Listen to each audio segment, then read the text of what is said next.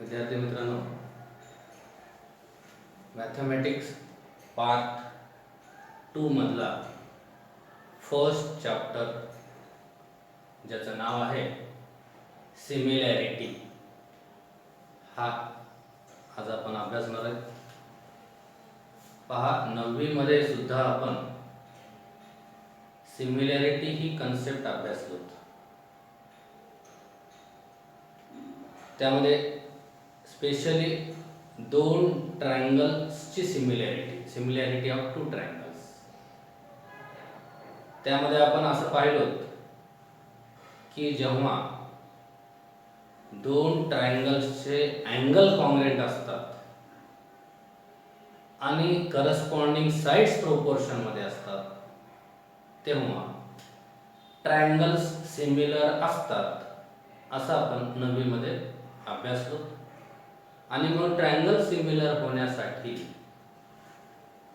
काही कंडिशन्स पूर्ण व्हावे लागतात आणि त्या कंडिशन्सचा जो ग्रुप असतो त्यालाच टेस्ट ऑफ सिमिलॅरिटी म्हणतात. हे आपण 9वी मध्ये अभ्यासलो. थोडक्यात सिमिलॅरिटीचा बराच भाग 9वी मध्ये अभ्यासलो. त्या पुढचा भाग आपल्याला इथे 10वी मध्ये सिमिलॅरिटी या चॅप्टर मध्ये अभ्यासायचं आहे.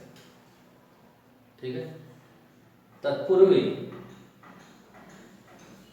हा भाग अभ्यासण्यापूर्वी काही यामध्ये जसं basic proportionality theorem, angle bisector theorem, Apollonius theorem असे बरेच महत्त्वाचे कन्सेप्ट आपल्याला इथे अभ्यासायचे आणि मग त्यानंतर सिमिलॅरिटी ही कन्सेप्ट या धड्यामध्ये अभ्यासायची. हे धड्याचे मी थोडक्यात ओळख करून देतोय तुम्हाला. मग सर्वात अगोदर आपण या धड्यामध्ये कोणत्याही दोन ट्रायंगल्सच्या एरियाच्या संबंधित एक प्रॉपर्टी आपल्याला अभ्यासायची. कोणत्याही प्रकारचे ट्रायंगल असतील.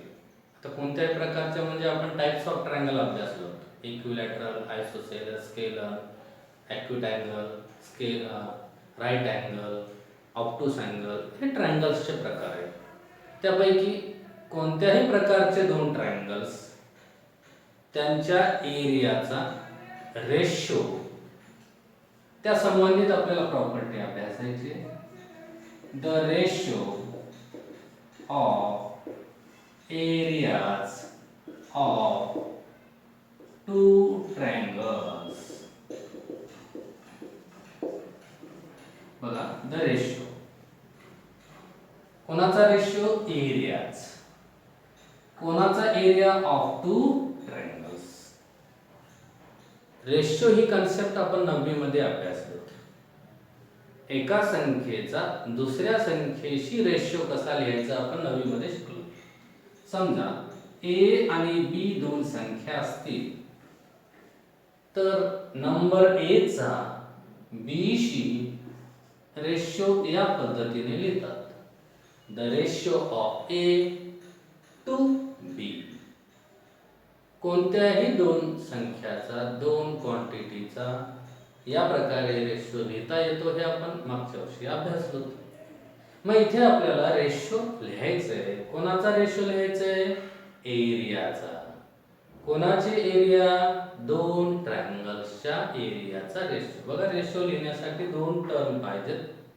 मग दोन ट्रायंगलचे एरिया त्यांचा आपल्याला रेशो इथे अभ्यासायचा आहे. ओके. मग मी फळ्यावर काही आकृत्या काढलेत. त्यापैकी हे पहिले दोन ट्रायंगल्स पहा. पहिला ट्रायंगल ए बी सी आणि दुसरा ट्रायंगल पी क्यू आर. या ट्रायंगल्स मध्ये बघा, हा सेगमेंट एडी या बी सी ला इथे बघा राईट अँगल चिन्ह आहे, म्हणजे एडी बी सी वर परपेंडिक्युलर काढलेले. अशा या परपेंडिक्युलर सेगमेंटला या ट्रायंगलची हाईट म्हणतात. आणि ही हाईट ज्या सेगमेंटवर साइडवर काढलेली आहे ती साइड या ट्रायंगलचा बेस म्हटल्या जातो. म्हणजे थोडक्यात ट्रायंगल ए बी सी मध्ये सेगमेंट BC बेस असून AD ही हाईट आहे.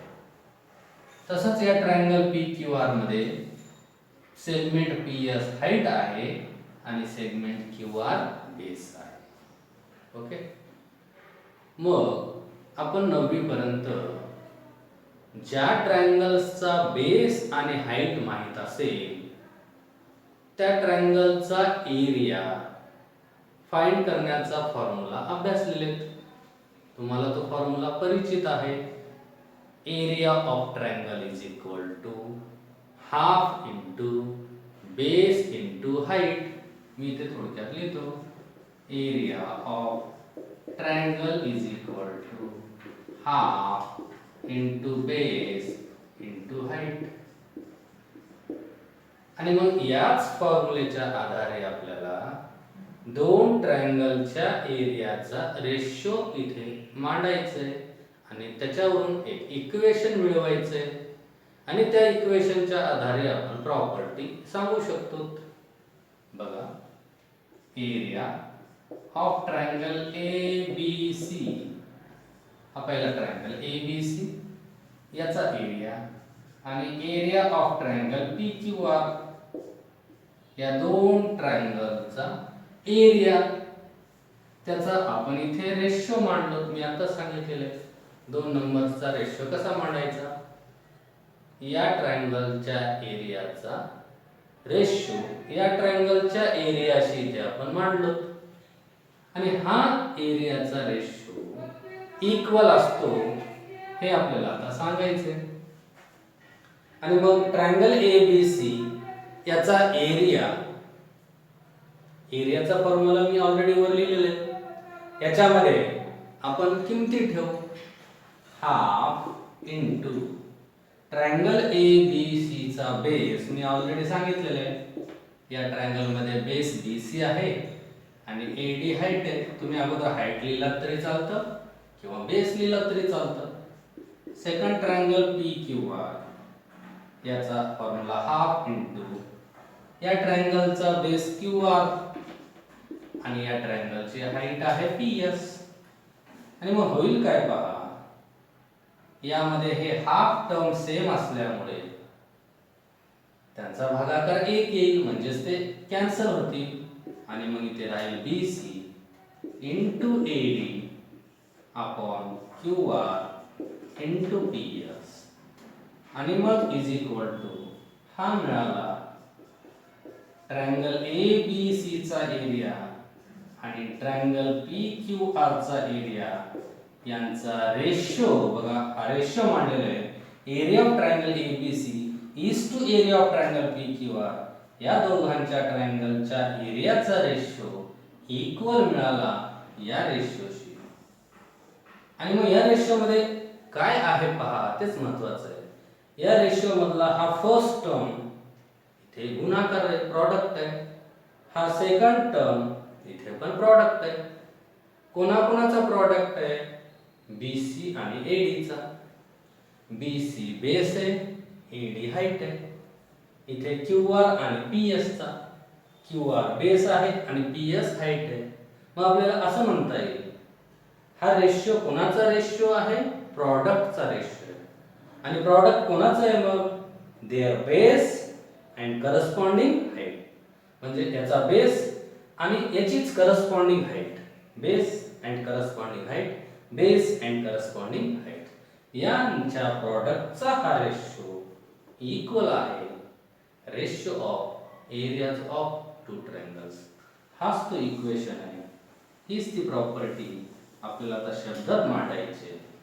बघा, हे इक्वेशन जे मिळालेले आहे, पुन्हा एकदा सांगतो. एका साइडला काय मिळालेले आहे? Ratio of areas of two triangles, जे आपल्याला इथे अभ्यासायची होती concept. Ratio of areas of two triangles is equal to the ratio of the product of their base and corresponding heights. Bases and corresponding heights च्या प्रॉडक्टच्या रेशोशी यांच्या एरियाचा ratio equal असतो. इथे ही प्रॉपर्टी मिळाली. ठीक आहे. बघा प्रॉपर्टी ती आता शब्दात सांगतो, हे इक्वेशनच्या रूपात मिळाले आहे. पुन्हा एकदा शब्दात ही प्रॉपर्टी सांगतोय, लक्षात ठेवा. इथून सुरुवात करायचं आहे. हा काय आहे? रेशो. कोणाचा रेशो आहे? दोन ट्रायंगलच्या एरियाचा रेशो. मग हे असं म्हणायचं आहे, the ratio of areas of two triangles is equal to the ratio of the products of their bases and corresponding heights. Okay, base आणि हाईट यांच्या प्रॉडक्टच्या रेशोशी एरियाचा रेशो इक्वल आहे. हे आपण थोडक्यात असं सुद्धा लिहू शकतो, लक्षात घ्या. आपण दोन ट्रायंगल्स असल्यामुळे यांच्या एरियांना A1 आणि A2 म्हणू. ओके, मग हा रेशो आपल्याला थोडक्यात असा लिहिता येतो, हा फर्स्ट ट्रायंगलचा एरिया आणि हा सेकंड ट्रायंगलचा एरिया. बेसला आपण B1 आणि B2 मानू आणि हाईट्सना H1 आणि H2 मानू.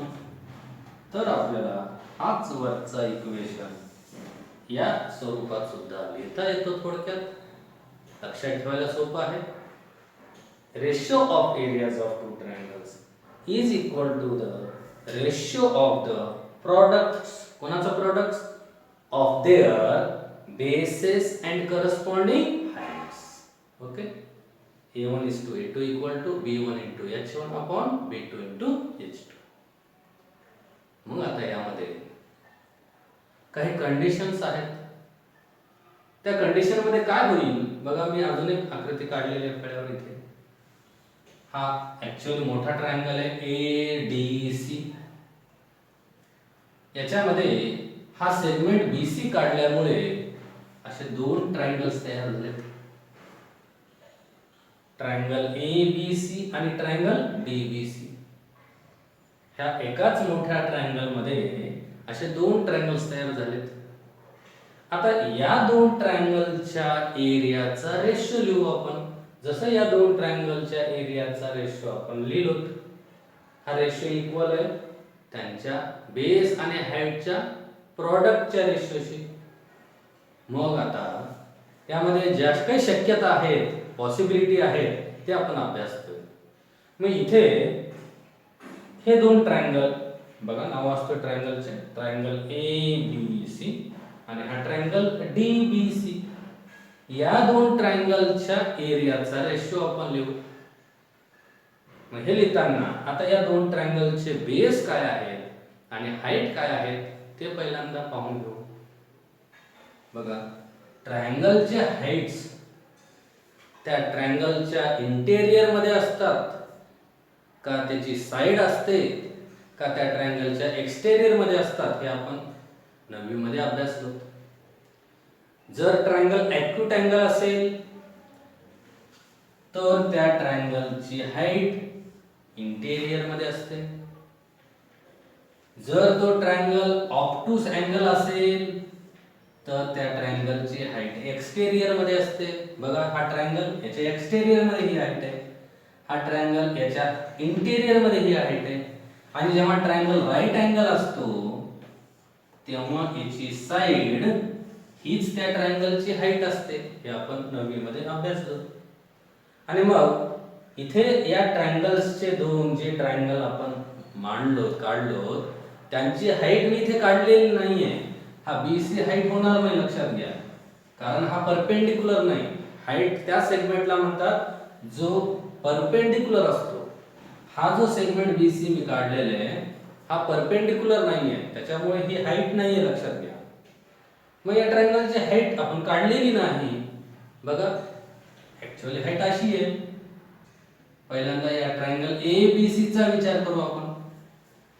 हा ॲक्यूट अँगल ट्रायंगल आहे, याची हाईट याच्या इंटेरियर मध्येच आहे. बघा, ही हाईट समजा इथे नाव देऊ आपण P. सेगमेंट CP या ट्रायंगल ABC ची हाईट आहे. आणि हा ट्रायंगल मात्र बघा, इथला अँगल मोर दॅन 90 डिग्री असल्यामुळे हा ट्रायंगल अशा प्रकारे ऑब्टूस अँगल ट्रायंगल आहे. आणि मग याची या ट्रायंगलची हाईट याच्या एक्सटेरियर मध्ये असते. या ट्रायंगलची हाईट ही साइड वाढवून बघा हीच हाईट या पण ट्रायंगलची आहे. थोडक्यात हा सेगमेंट सीपी या दोन्ही ट्रायंगलचा सेम हाईट आहे.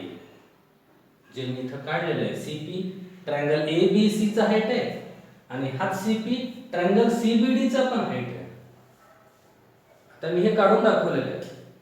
पण लक्षात घ्या पुढे उदाहरणं सोडवत असताना ही हाईट इथे दिलेली असेल, काढलेली असेल, तो सेगमेंट इथं ड्रॉ केलेला असेल किंवा नसेलही. मग जेव्हा काढलेला नसतो तेव्हा आपल्याला त्या दोन ट्रायंगलची हाईट सेम आहे का हे एका नियमावरून ओळखता येतं, एका त्या ठिकाणी हिंट वरून लक्षात ठेवता येतं किंवा एका नियमाच्या आधारे ठरवता येतं की त्यांची हाईट सेम आहे किंवा नाही. बघा सांगतो तो नियम. हे जे दोन ट्रायंगल आहेत मी आता हा हाईट मिटवतो. हा समजा काढलेला नाही हाईट, सेगमेंट ड्रॉ केलेली नाही आहे. मग या दोन ट्रायंगलची हाईट सेम आहे कसं ओळखायचं नीट लक्षात घ्या. या दोन ट्रायंगल मध्ये बघा ट्रायंगलचे नाव वाचतो मी. ट्रायंगल ए बी सी आणि हा ट्रायंगल डी बी सी. या दोन ट्रायंगल मध्ये हा पॉइंट सी कॉमन आहे, तसं बी पण कॉमन आहे. पण पुढे सांगतो मी हा पॉइंट सी या दोन्ही ट्रायंगल मध्ये कॉमन आहे आणि यांचे बेस बघा. ट्रायंगल ए बी सी चा बेस ए बी आहे आणि ट्रायंगल डी बी सी चा बेस बी डी आहे. हे बघा ए बी आणि हा बी डी. या बेसचं वैशिष्ट्य काय की हे बेस एकाच रेषेवर आहेत. हे बघा एकाच लाईनवर आहेत. त्यांना कोलिनियर म्हणतात किंवा असे म्हणता येतं base of these two triangles lie on the same line. means base are collinear. एकाच रेषेवर त्यांचे बेस आहेत. बेस एकाच रेषेवर आहेत आणि एक वर्टेक्स कसा आहे या दोन ट्रायंगलचा कॉमन आहे. आणि असं जेव्हा जेव्हा होतं तेव्हा तेव्हा त्या दोन ट्रायंगलची हाईट सेम असते लक्षात ठेवा. ओके काय म्हणतो बघा पुन्हा एकदा सांगतो. when two triangles have a common vertex and their base on same line. त्यांचे बेस एकाच रेषेवर असतील आणि त्यांचा एक वर्टेक्स कसा असेल कॉमन, तेव्हा त्यांची काय सेम असते हाईट. मग बघा हे ए बी आणि बी डी एकाच लाईनवर आहेत आणि पॉइंट सी कसा आहे यांचा कॉमन. म्हणजे obviously triangle A B C आणि ट्रायंगल डी बी सी यांची काय सेम असायला पाहिजे. मग इथे हाईट सेम आहे. ही एक कंडिशन आहे या प्रॉपर्टी मध्ये. बघा मी काय म्हणतोय या दोघांच्या गुणाकाराच्या रेशोशी यांचा एरियाचा रेशो इक्वल आहे. मग आता काय होऊ शकतं पुढे सांगतो एक मिनिट. बघा यांचा काय सेम असेल मी आता आकृत्या काढून दाखवलेले. ही जी आकृती आहे या आकृतीमध्ये हे जे दोन ट्रायंगल आहेत ए बी सी आणि ट्रायंगल डी बी सी या दोन ट्रायंगल मध्ये काय कंडिशन आहे म्हणून सांगितलेले मी की या दोन ट्रायंगलचे बेस एका लाईनवर आहेत आणि पॉइंट सी वर्टेक्स कॉमन आहे. म्हणून या दोन ट्रायंगलची काय सेम आहे हाईट सेम आहे. Means these two triangles have equal height. आणि मग अशा वेळेस यांच्या एरियाचा रेशो काय मिळतो बघा थोडक्यात सांगतो मी. तर A1 A2 इक्वल टू या दोघांचा बेस डिफरंट आहे पण काय सेम आहे हाईट सेम आहे. आणि जी किंमत सेम असते त्यांच्यासाठी H1 H2 B1 B2 लिहिण्याची गरज नाही कारण त्या दोन्ही किमती सारख्या आहेत. मग आपण या नियमाप्रमाणे इथे B1 H1 आणि B2 H2 हा रेशिओ या रेशिओशी इक्वल असतो. ही मुख्य प्रॉपर्टी आपण अभ्यासलो. मग आता झालं काय याच्यामध्ये या दोन ट्रायंगल मध्ये काय सेम आहे म्हणतोय मी हाईट सेम आहे.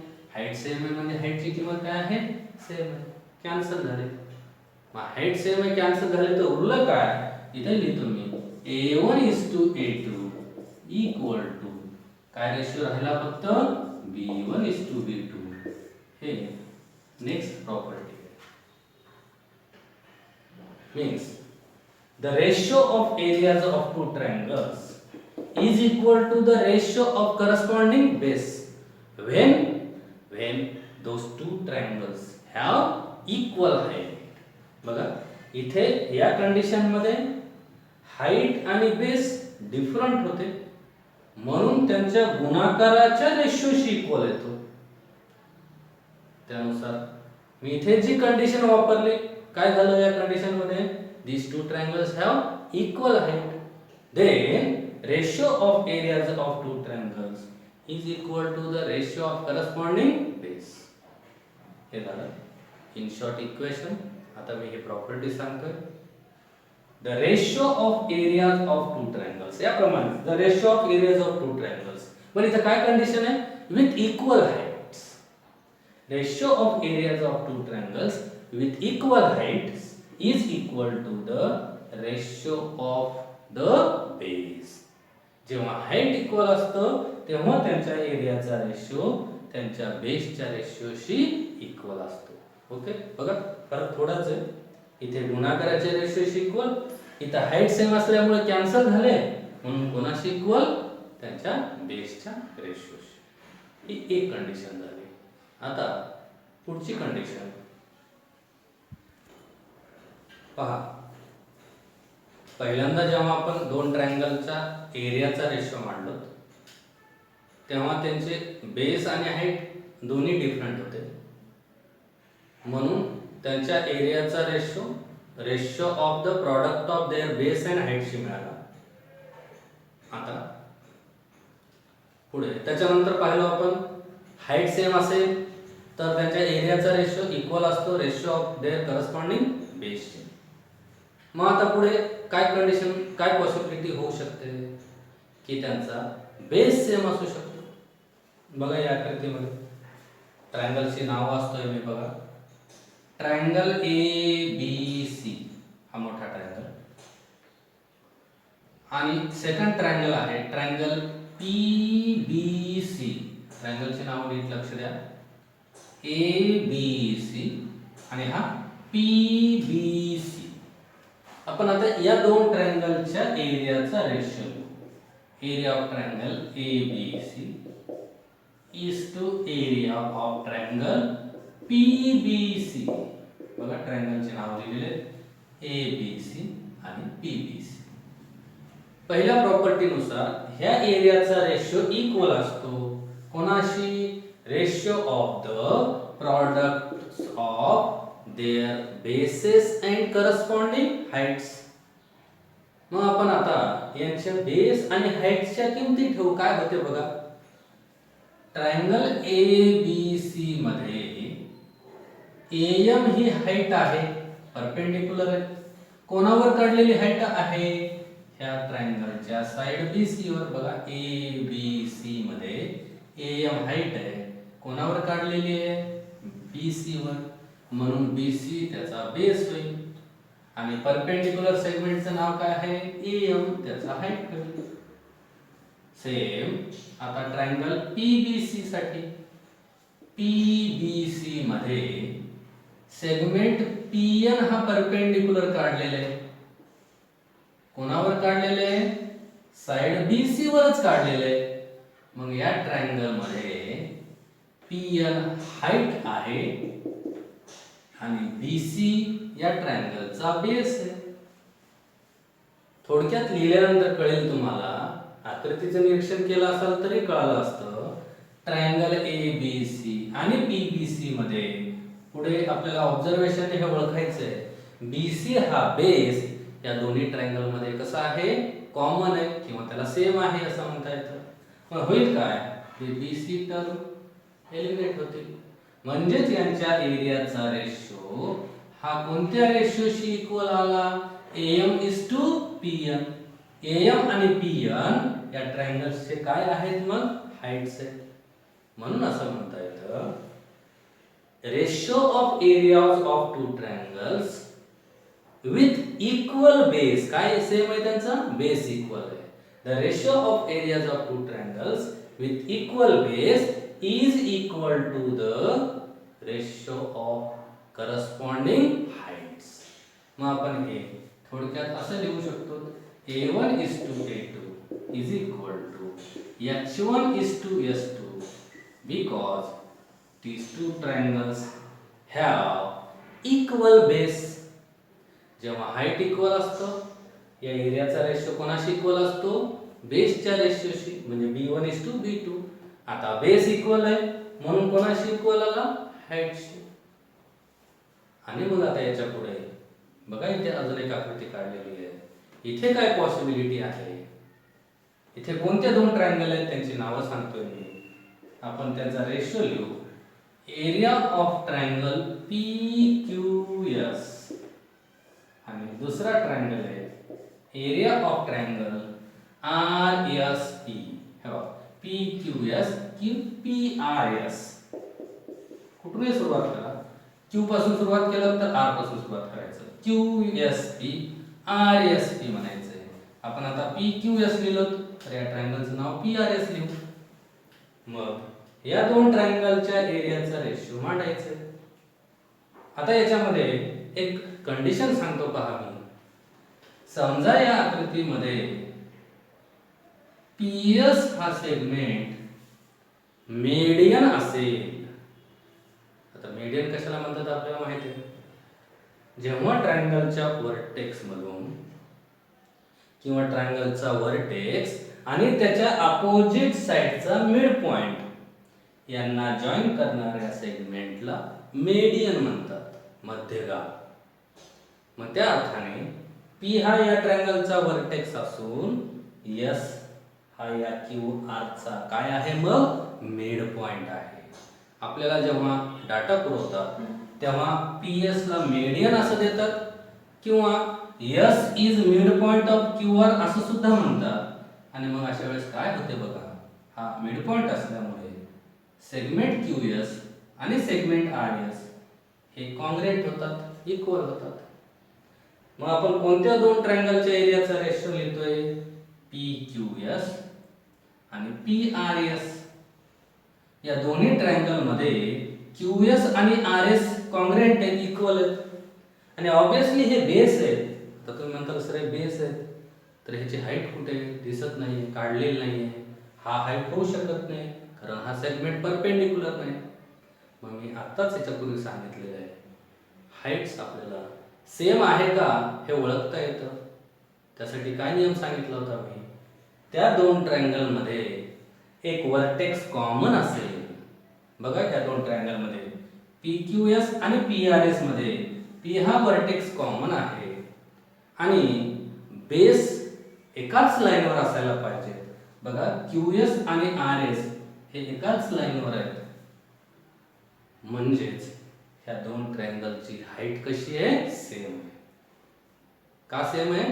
these two triangles have common vertex and base are collinear, so these two triangles have common height. मी थोडक्यात काढून दाखवतो. बघा हे अशी हाईट असते. या ट्रायंगलची हाईट इंटिरियर मध्ये कारण आयकोटॅंगल ट्रायंगल आहे आणि हा ट्रायंगल ऑब्ट्यूस अँगल असल्यामुळे याची हाईट एक्सटेरियर मध्ये. आणि ही हाईट बघा या ट्रायंगल साठी आणि या ट्रायंगल साठी ही सेम आहे, कॉमन हाईट आहे. कळण्यासाठी काढलेली आहे. ओळखायचं तुम्हाला याच्यानंतर. if two triangles have a common vertex and base are collinear then their heights are same. म्हणजे ह्या दोन ट्रायंगलची काय सेम आहे, हाईट सेम आहे.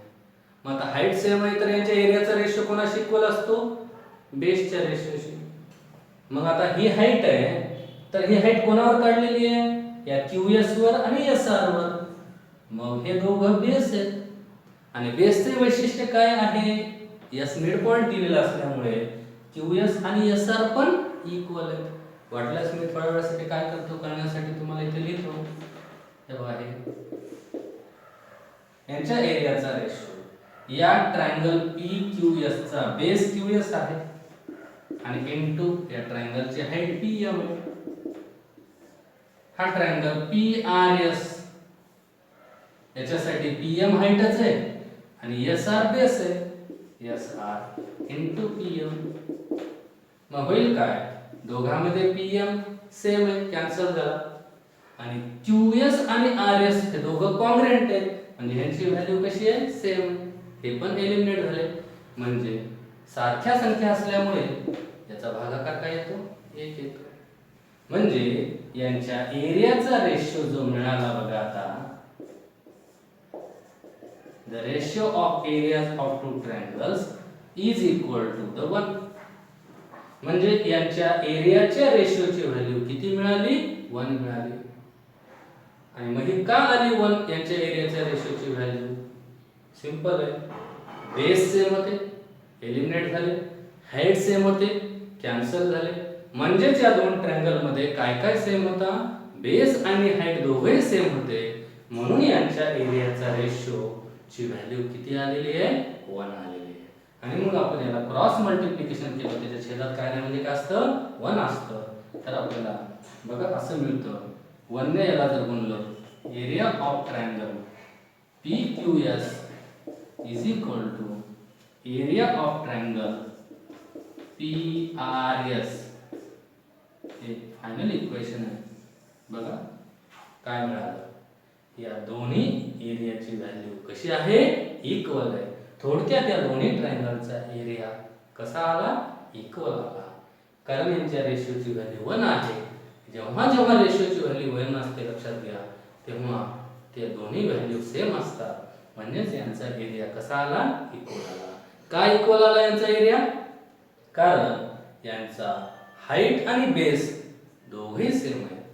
ओके, मग या the ratio of areas of two triangles मध्ये मुख्य प्रॉपर्टी एक आहे, पण पॉसिबिलिटी नुसार त्याच्यावर आधारित पुढे आपण 3 प्रॉपर्टी अभ्यासलो. बघा थोडक्यात सांगतो. The ratio of areas of two triangles is equal to the ratio of the product of their base and corresponding heights, ही पहिली प्रॉपर्टी. त्याच्यानंतर the ratio of areas of two triangles with equal base is equal to the ratio of corresponding heights. The ratio of areas of two triangles with equal heights is equal to the ratio of corresponding base. And if the ratio of areas of two triangles with equal base and equal heights is equal to 1, means their areas are same because their base and height both are same. अशा प्रकारे आपण इथे दोन ट्रायंगलच्या एरियाच्या रेशोच्या बाबतीत माहिती मिळवली. आता याच्या पुढचा भाग पुढच्या भागात